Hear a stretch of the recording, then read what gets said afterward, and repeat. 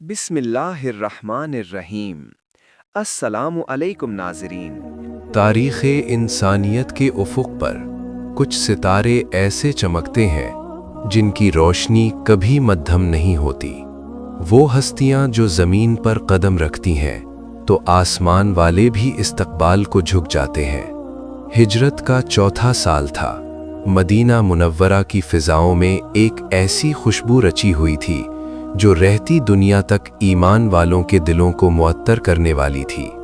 ये वो दौर था जब इस्लाम का पौधा एक तनावर दरख्त बन रहा था और नबूवत के गुलशन में एक ऐसे फूल की आमद होने वाली थी जिसने आगे चलकर हक़ और सदाकत की आबियारी अपने खून से करनी थी।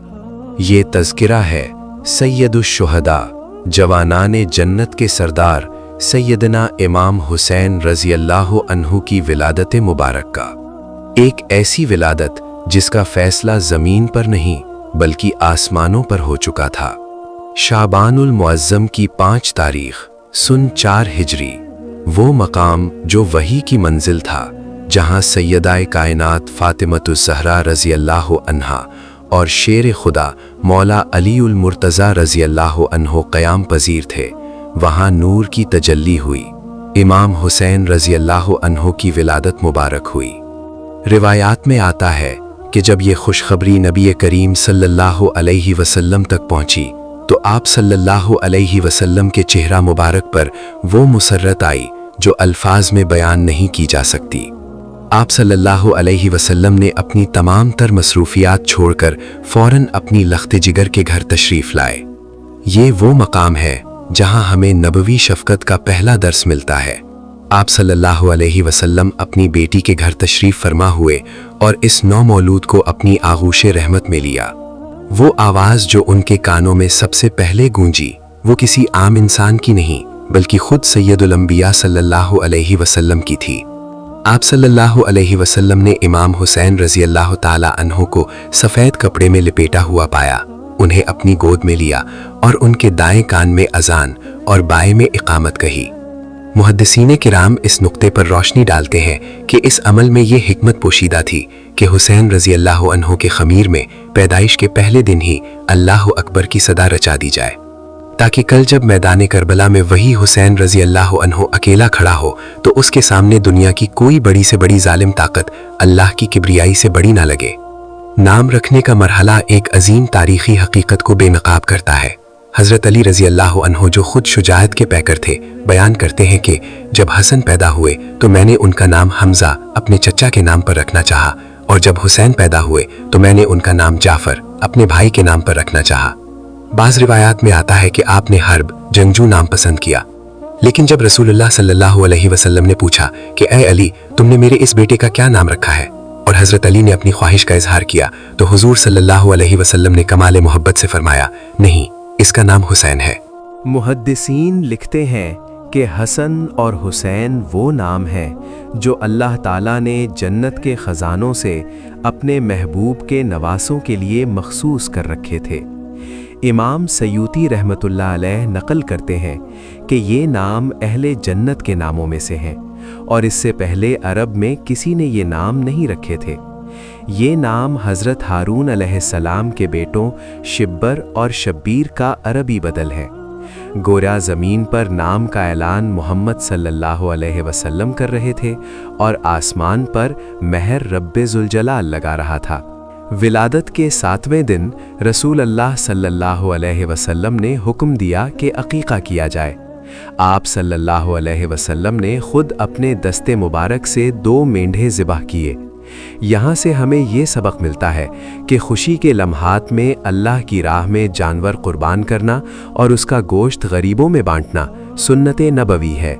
आप सल्लल्लाहु अलैहि वसल्लम ने फरमाया, ए फ़ातिमा, इसके बाल मूंडो और इन बालों के वज़न के बराबर चांदी सदका करो।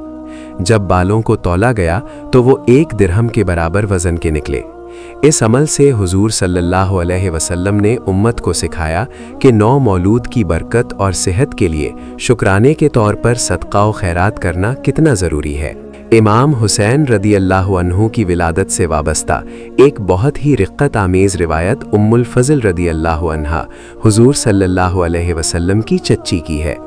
انہوں نے حضور صلی اللہ علیہ وسلم کی خدمت میں حاضر ہو کر عرض کیا، یا رسول اللہ صلی اللہ علیہ وسلم، میں نے ایک خوفناک خواب دیکھا ہے کہ آپ کے جسم مبارک کا ایک ٹکڑا کٹ کر میری گود میں گرا ہے۔ رسول اللہ صلی اللہ علیہ وسلم نے مسکرا کر فرمایا، اے ام الفضل، یہ خواب برا نہیں بلکہ بہت مبارک ہے۔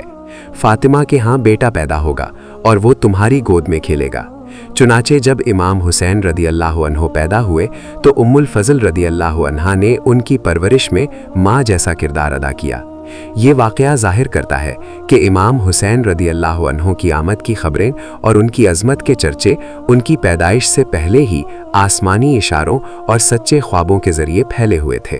صحابہ کرام کی محفلوں میں جب بھی رسول اللہ صلی اللہ علیہ وسلم کی شکل و صورت کا ذکر ہوتا تو سب کی نظریں امام حسین رضی اللہ عنہ پر ٹھہر جاتیں۔ حضرت علی رضی اللہ عنہ فرماتے تھے کہ جو شخص رسول اللہ صلی اللہ علیہ وسلم کے سینے سے لے کر پاؤں تک کے حصے کی مشاہبت دیکھنا چاہے وہ حسین کو دیکھ لے۔ امام بخاری رحمۃ اللہ علیہ اور دیگر محدثین نے بیان کیا ہے کہ امام حسین کا چہرہ انور 14ویں کے چاند کی طرح چمکتا تھا۔